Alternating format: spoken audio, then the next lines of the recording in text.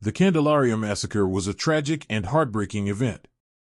A shocking shooting took the lives of 8 people, 6 of which minors, right on the steps of the Candelaria Church in Rio de Janeiro. Netflix's latest 4-part series retells this tale with original characters and an artistic approach, retelling the story 4 times from different perspectives. The ensuing result is a show that hones in on the character drama, but leaves out a lot of context around the massacre itself. The show begins between 38 to 28 hours before the massacre, and each chapter follows one of the main quartet of characters. Douglas is a young kid who wants to try and honor his dead father's memory by rustling up money to pay for his burial. Seven grapples with his sexuality while taking young Popcorn under his wings. Popcorn loses her innocence on the streets, seeing the violence around her firsthand after being abandoned by her mom. However, she remains hopeful that she'll return one day. Finally, Jesus has been through an absolute war, and he finds himself right in the middle of this massacre. The characters are all fictional, and their tales here are simply used as a vehicle to showcase how lives can be lost so quickly and easily on the streets. Their stories, though, are inspired by true events and testimonials, so fact and fiction is married together here.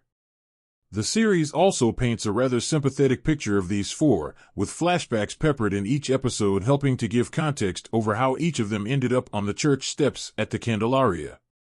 There are 2 key catalysts for this atrocity: a raid on a candy factory that ends up with a guard killed, and stones being thrown at police cars. The latter is true, the former is fictional.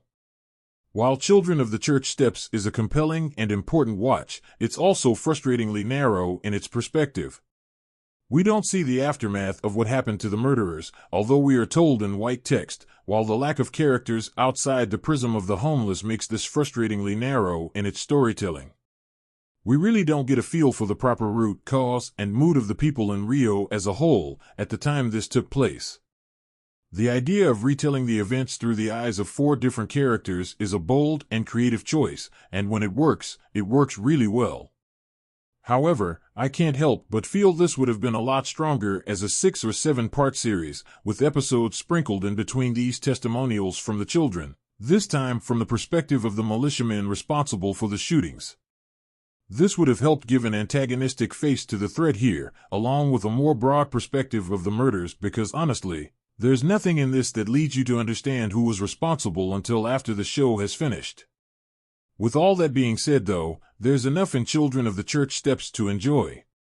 It could have been a lot better, no doubt, but this is a pretty solid character drama, with some nice ideas and pretty decent acting too.